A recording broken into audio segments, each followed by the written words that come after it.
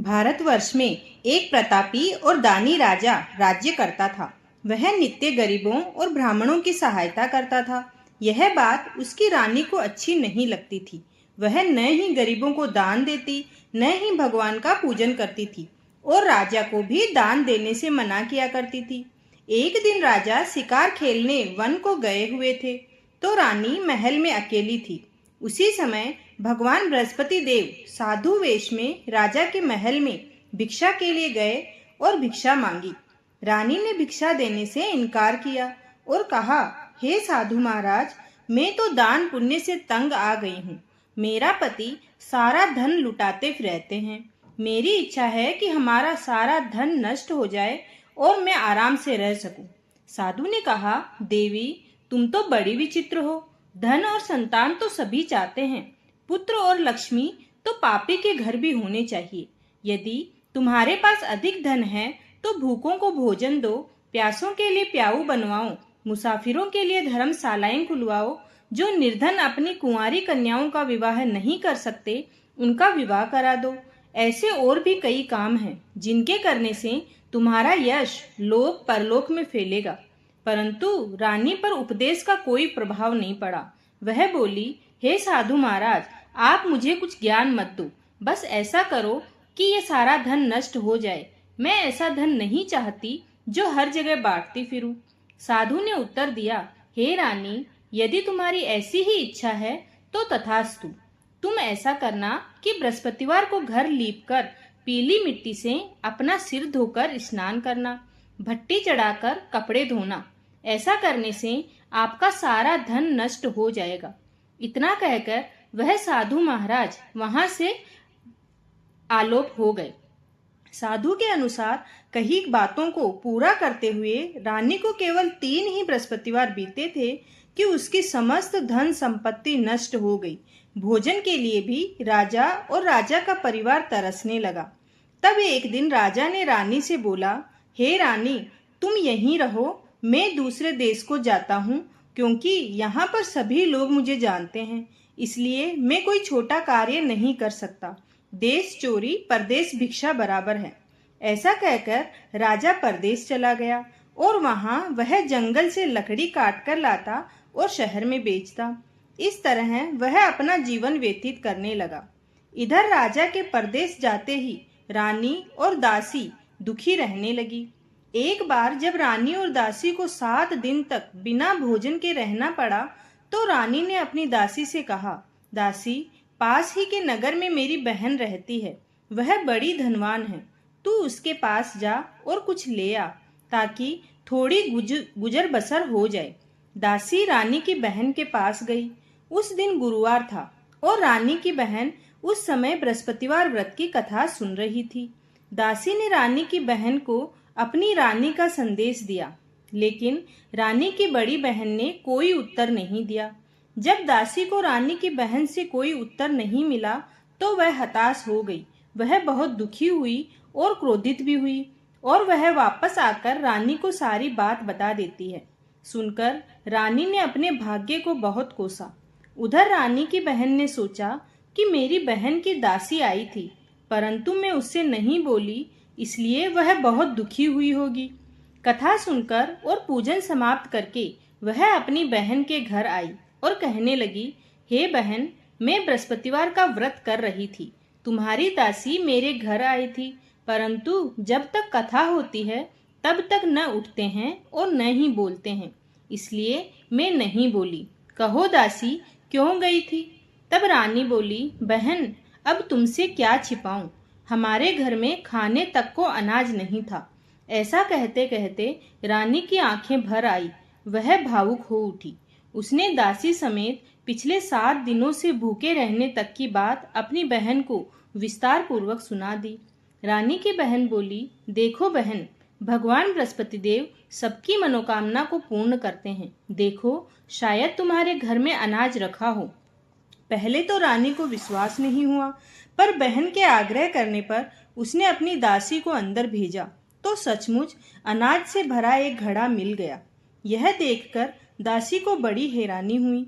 दासी रानी से कहने लगी, हे रानी, जब हमको भोजन नहीं मिलता तो हम व्रत ही तो करते हैं, इसलिए क्यों न इनसे व्रत और कथा की विधि पूछ ली जाए ताकि हम भी व्रत कर सकें।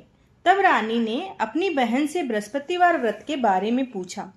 उसकी बहन ने बताया, बृहस्पतिवार के व्रत में चने की दाल और मुनक्का से विष्णु भगवान का केले की जड़ में पूजन करें तथा दीपक जलाएं, व्रत कथा सुने और पीला भोजन ही करें।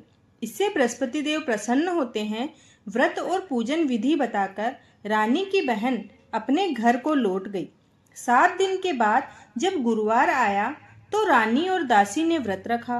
गुड़साल में जाकर चना और गुड़ लेकर आई। फिर उससे केले की जड़ तथा विष्णु भगवान का पूजन किया।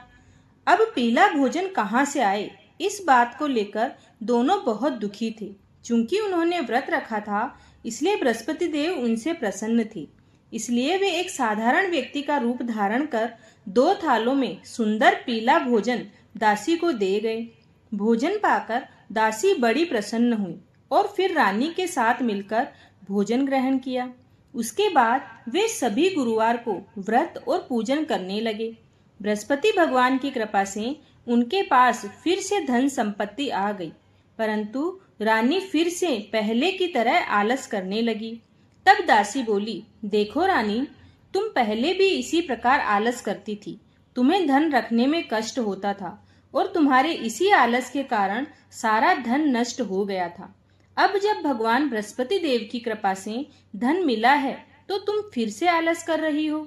रानी को समझाते हुए दासी कहती है कि बड़ी मुसीबतों के बाद हमने यह धन पाया है, इसलिए हमें दान पुण्य करना चाहिए, भूखे मनुष्यों को भोजन कराना चाहिए और धन को शुभ कार्यों में खर्च करना चाहिए, जिससे तुम्हारे कुल का यश बढ़ेगा, स्वर्ग की प्राप्ति होगी और स्वर्ग में तुम्हारे पितृ प्रसन्न होंगे। दासी की बात मानकर रानी अपना धन शुभ कार्यों में खर्च करने लगी, जिससे पूरे नगर में उसका यश फैलने लगा। एक दिन राजा दुखी होकर जंगल में एक पेड़ के नीचे आसन जमाकर बैठ गया। वह अपनी दशा को याद करके व्याकुल होने लगा। बृहस्पतिवार का दिन था। एकाएक उसने देखा कि इस निर्जन वन में एक साधु प्रकट हुए। वह साधु वेश में स्वयं बृहस्पति भगवान थे। लकड़हारे के सामने आकर बोले, हे लकड़हारे, इस सुनसान जंगल में तू चिंतामग्न क्यों बैठा है? लकड़हारे ने दोनों हाथ जोड़कर प्रणाम किया और उत्तर दिया, महात्मा जी, आप सब कुछ जानते हैं, मैं क्या कहूँ। यह कहकर राजा रोने लगा और साधु को अपनी आत्मकथा सुनाई। महात्मा जी ने कहा, तुम्हारी स्त्री ने बृहस्पति के दिन बृहस्पति भगवान का बहुत निरादर किया, जिसके कारण रुष्ट होकर उन्होंने तुम्हारी यह दशा कर दी। अब तुम चिंता को दूर करके मेरे कहने पर चलो तो तुम्हारे सब कष्ट दूर हो जाएंगे और भगवान पहले से भी अधिक तुम्हें संपत्ति देंगे। तुम बृहस्पतिवार के दिन कथा किया करो। 2 पैसे के चने मुनक्का लाकर उसका प्रसाद बनाओ और शुद्ध जल से लोटे में शक्कर मिलाकर अमृत तैयार करो। कथा के पश्चात अपने सारे परिवार और सुनने वाले प्रेमियों में अमृत व प्रसाद बांटकर अब खुद भी ग्रहण करो। ऐसा करने से भगवान तुम्हारी सब मनोकामनाएं पूरी करेंगे। साधु के ऐसे वचन सुनकर लकड़हारा बोला, हे प्रभु, मुझे लकड़ी बेचकर इतना पैसा नहीं मिलता जिससे भोजन के उपरांत कुछ बचा सकूं। मैंने रात्रि में अपनी स्त्री को भी व्याकुल देखा है। मेरे पास कुछ भी नहीं है जिससे मैं उसकी खबर मंगा सकूं। साधु ने कहा, हे लकड़हारे, तुम किसी बात की चिंता मत करो। बृहस्पति के दिन तुम रोजाना की तरह लकड़ियां लेकर शहर को जाओ। तुमको रोज से दुगुना धन प्राप्त होगा, जिससे तुम भली भांति भोजन कर लोगे तथा बृहस्पतिवार की पूजा का सामान भी आ जाएगा। इतना कहकर वह साधु अंतर ध्यान हो गए। धीरे धीरे समय व्यतीत होने लगा। फिर वही बृहस्पतिवार का दिन आया। लकड़हारा जंगल से लकड़ी काटकर किसी शहर में बेचने गया। उसे बाकी दिनों के से अधिक धन मिला। राजा ने चना, गुड़ आदि लाकर गुरुवार का व्रत किया। उस दिन से उसके सभी क्लेश दूर हुए। परंतु जब दोबारा गुरुवार का दिन आया तो बृहस्पतिवार का व्रत करना ही वह राजा भूल गया। इस कारण बृहस्पति भगवान नाराज हो गए। उस दिन उस नगर के राजा ने विशाल यज्ञ का आयोजन किया। तथा शहर में ये घोषणा करा दी कि कोई भी मनुष्य अपने घर में भोजन न बनावे, न आग जलावे। समस्त जनता मेरे यहाँ भोजन करने आवे। इस आज्ञा को जो नहीं मानेगा उसे फांसी की सजा दी जाएगी। इस तरह की घोषणा संपूर्ण नगर में करवा दी गई। राजा की आज्ञा के अनुसार शहर के सभी लोग भोजन करने गए, लेकिन लकड़हारा कुछ देर से पहुंचा, इसलिए राजा उसको अपने साथ घर लेकर गए और ले जाकर भोजन करा रहे थे।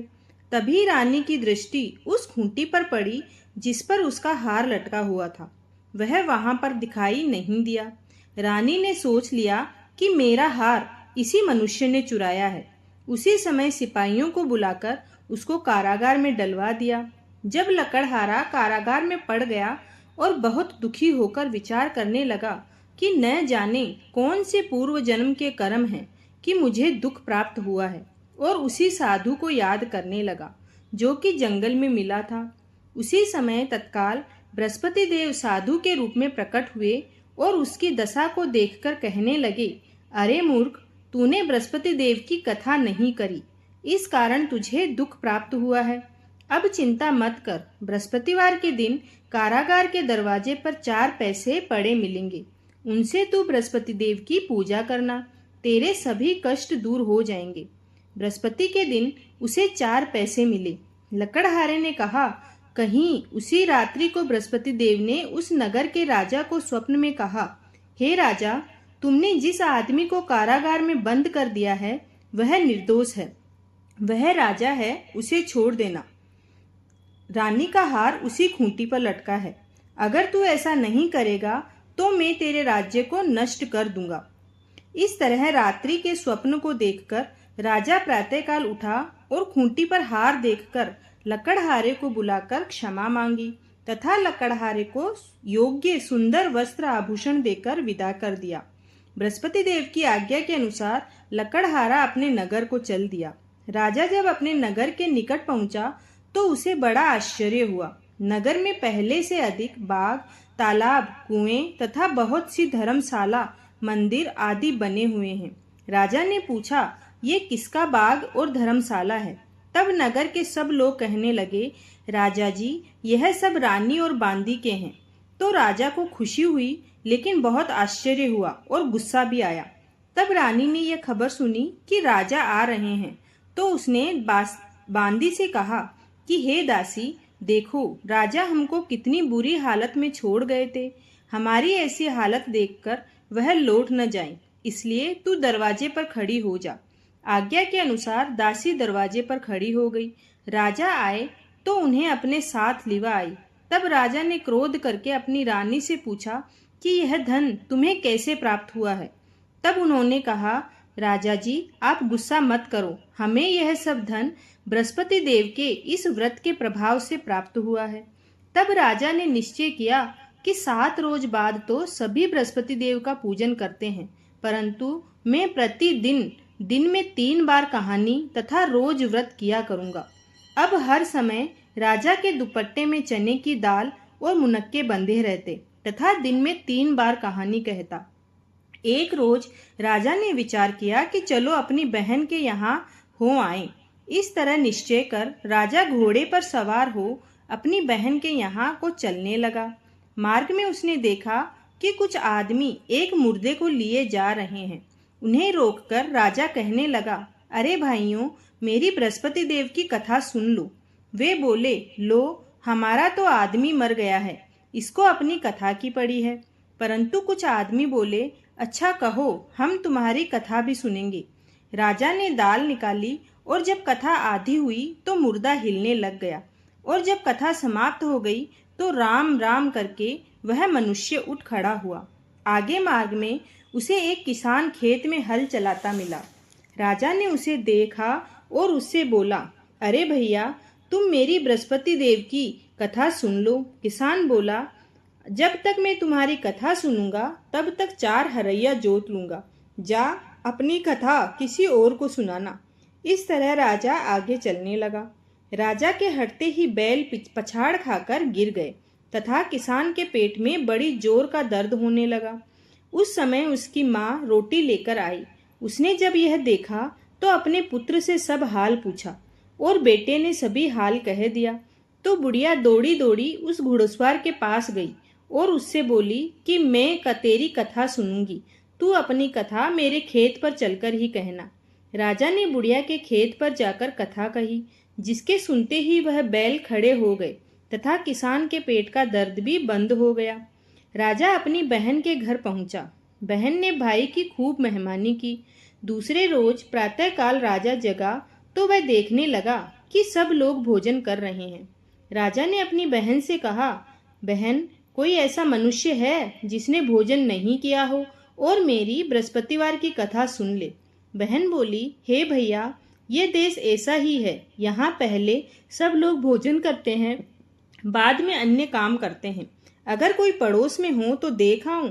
वह ऐसा कहकर देखने चली गई, परंतु उसे कोई ऐसा व्यक्ति नहीं मिला जिसने भोजन न किया हो। अतः वह एक खुमार के घर गई जिसका लड़का बीमार था। उसे मालूम हुआ कि उनके यहाँ 3 रोज से किसी ने भोजन नहीं किया है। रानी ने अपने भाई की कथा सुनने के लिए कुम्हार से कहा। वह तैयार हो गया। राजा ने जाकर बृहस्पतिवार की कथा कही, जिसको सुनकर उसका लड़का ठीक हो गया। अब तो राजा की प्रशंसा चारों तरफ होने लगी। एक रोज राजा ने अपनी बहन से कहा कि बहन, हम अपने घर को जाएंगे, तुम भी तैयार हो जाओ। राजा की बहन ने अपनी सास से कहा। सास ने कहा, हाँ चली जाओ, परंतु लड़कों को मत ले जाना, क्योंकि तेरे भाई की कोई औलाद नहीं है। बहन ने अपने भैया से कहा, भैया, मैं तो चलूंगी, पर कोई बालक नहीं जाएगा। राजा बोला, जब कोई बालक ही नहीं जाएगा तब तुम भी क्या करोगी। बड़े दुखी मन से राजा अपने नगर को लौट आया। राजा ने अपनी रानी से कहा, हम निर्वंशी है, हमारा मुंह देखने का धर्म नहीं है और कुछ भोजन आदि नहीं किया है। रानी बोली, हे प्रभु, बृहस्पति देव ने हमें सब कुछ दिया है, वह हमें औलाद भी अवश्य देंगे। उसी रात को बृहस्पति देव ने राजा को स्वप्न में कहा, राजा उठो, सभी सोच त्याग दे, तेरी रानी गर्भ से है। राजा की यह बात सुनकर सबको बड़ी खुशी हुई। 9वें महीने में उसके गर्भ से एक सुंदर पुत्र पैदा हुआ। तब राजा बोला, हे रानी, स्त्री बिना भोजन के रह सकती है, पर बिना कहे नहीं रह सकती। लेकिन जब मेरी बहन आवे तो तुम कृपया करके उसे कुछ कहना मत। रानी ने सुनकर हाँ कर दिया। जब राजा की बहन ने ये शुभ समाचार सुना तो वह बहुत खुशी हुई और बधाई लेकर अपने भाई के यहाँ आई। तब रानी ने कहा, घोड़ा चढ़कर तो नहीं आई, गधा चढ़ी आई। राजा की बहन बोली, भाभी, मैं इस प्रकार नहीं कहती तो तुम्हें औलाद कैसे मिलती। बृहस्पति देव ऐसे ही हैं, जिसके मन की कामनाएं हैं सभी को पूर्ण करते हैं। जो सद्भावना पूर्वक बृहस्पतिवार का व्रत करता है एवं कथा पढ़ता है अथवा सुनता है और दूसरों को सुनाता है, बृहस्पति देव उसकी सभी मनोकामना पूर्ण करते हैं। भगवान बृहस्पति देव उसकी सदैव रक्षा करते हैं। संसार में जो मनुष्य सद्भावना से भगवान जी का पूजन व्रत सच्चे हृदय से करते हैं तो उनकी सभी मनोकामनाएं पूर्ण करते हैं। जैसी सच्ची भावना से राजा और रानी ने उनकी कथा तथा गुणगान किया तो उनकी सभी इच्छाएं बृहस्पति देव जी ने पूर्ण की थी। इसलिए पूर्ण कथा सुनने के बाद प्रसाद लेकर जाना चाहिए। हृदय से उसका मनन करते हुए जयकारा बोलना चाहिए। बोलो बृहस्पति देव की जय, भगवान विष्णु की जय। प्राचीन काल में एक ब्राह्मण रहता था। वह बहुत निर्धन था। उसके कोई संतान नहीं थी। उसकी स्त्री बहुत मलिनता के साथ रहती थी। वह स्नान न करती, किसी देवता का पूजन भी नहीं करती। इससे ब्राह्मण देवता बड़े दुखी थे। बेचारे बहुत कुछ कहते थे, किंतु उसका कुछ परिणाम न निकलता। भगवान की कृपा से ब्राह्मण की स्त्री के कन्या रूपी रत्न पैदा हुआ। कन्या बड़ी होने पर प्रातः स्नान करके विष्णु भगवान का जाप व बृहस्पतिवार का व्रत करने लगी। अपने पूजन पाठ को समाप्त करके विद्यालय जाती तो अपनी मुट्ठी में जौ भर के ले जाती और पाठशाला के मार्ग में डालती जाती। तब ये जो स्वर्ण के हो जाते। लौटते समय वह कन्या उनको बीन कर घर ले आती थी। एक दिन वह बालिका सूप में उस सोने के जौ को फटक कर साफ कर रही थी कि उसके पिता ने देख लिया और कहा, बेटी, सोने के जौ के लिए सोने का सूप होना चाहिए। दूसरे दिन बृहस्पतिवार था। इस कन्या ने व्रत रखा और बृहस्पति देव से प्रार्थना करके कहा, मैंने आपकी पूजा सच्चे मन से की है, तो हे भगवान, मेरे लिए सोने का सूप दे दो। बृहस्पति देव ने उसकी प्रार्थना स्वीकार कर ली। रोजाना की तरह वह कन्या जौ फैलाती हुई जाने लगी। जब लौटकर जौ बीन रही थी तो बृहस्पति देव की कृपा से सोने का सूप मिला। उसे वह घर ले आई और उसमें जौ साफ करने लगी, परंतु उसकी माँ का तो वही ढंग रहा। एक दिन की बात है, वह कन्या सोने के सूप में जौ साफ कर रही थी। उस समय उस शहर का राजा का पुत्र वहां से होकर निकला। इस कन्या के रूप और कार्य को देखकर वह उस पर मोहित हो गया तथा अपने घर आकर भोजन और जल त्याग कर उदास होकर लेट गया। राजा को जब इस बात का पता लगा तो अपने मंत्रियों के साथ उसके पास गए और बोले, पुत्र, तुम्हें किस बात का कष्ट है? किसी ने अपमान किया है अथवा और कारण है? मुझसे कहो, मैं वही कार्य करूंगा जिससे तुम्हें प्रसन्नता हो। अपने पिता की राजकुमार ने बातें सुनी तो वह बोला, पिताजी, मुझे आपकी कृपा से किसी बात का दुख नहीं है। किसी ने मेरा अपमान नहीं किया है, परंतु मैं उस लड़की से विवाह करना चाहता हूँ जो सोने के सूप में सोने के जौ साफ कर रही थी। यह सुनकर राजा आश्चर्य में पड़ गया और बोला, बेटा, इस तरह की कन्या का पता तुम ही लगाओ। मैं उसके साथ तेरा विवाह अवश्य ही करवा दूंगा। राजकुमार ने उस लड़की के घर का पता बतलाया। तब मंत्री उस लड़की के घर गए और ब्राह्मण देवता को सभी हाल बतलाया। ब्राह्मण देवता राजकुमार के साथ अपनी कन्या का विवाह करने के लिए तैयार हो गए तथा विधि विधान के अनुसार ब्राह्मण की कन्या का विवाह राजकुमार के साथ हो गया। कन्या के घर से जाते ही पहले की भांति उस ब्राह्मण देवता के घर में गरीबी का निवास हो गया। अब भोजन के लिए भी अन्न बड़ी मुश्किल से मिलता था। एक दिन दुखी होकर ब्राह्मण देवता अपनी पुत्री के पास गए। बेटी ने पिता की दुखी अवस्था को देखा और अपनी माँ का हाल पूछा। तब ब्राह्मण ने सभी हाल कहा। कन्या ने बहुत सा धन देकर अपने पिता को विदा कर दिया। इस तरह ब्राह्मण का कुछ समय सुखपूर्वक व्यतीत हुआ। कुछ दिन बाद फिर वही हाल हो गया। ब्राह्मण फिर अपनी कन्या के यहाँ गया और सारा हाल कहा तो लड़की बोली, पिताजी, आप माता को यहाँ ले आओ। मैं उन्हें वह विधि बता दूंगी जिससे गरीबी दूर हो जाए। वह ब्राह्मण देवता अपनी स्त्री को साथ लेकर पहुंचे तो अपनी माँ को समझाने लगी, हे माँ, तुम प्रातःकाल सबसे पहले स्नान करके विष्णु भगवान का पूजन करो तो सब दरिद्रता दूर हो जाएगी। परंतु उसकी माँ ने एक भी बात नहीं मानी और प्रातःकाल उठकर अपनी पुत्री के बच्चों का झूठन को खा लेती। इससे उसकी पुत्री को भी बहुत गुस्सा आया और एक रात को कोठरी से सभी सामान निकाल दिया और अपनी माँ को उसमें बंद कर दिया। प्रातःकाल उसे निकाला, स्नान आदि करा के पाठ करवाया तो उसकी माँ की बुद्धि ठीक हो गई और फिर प्रत्येक बृहस्पतिवार को व्रत रखने लगी। इस व्रत के प्रभाव से उसके माँ बाप बहुत ही धनवान और पुत्रवान हो गए और बृहस्पति जी के प्रभाव से इस लोक के सुख भोग कर स्वर्ग को प्राप्त हुए। सब बोलो भगवान विष्णु की जय, बोलो बृहस्पति देव की जय।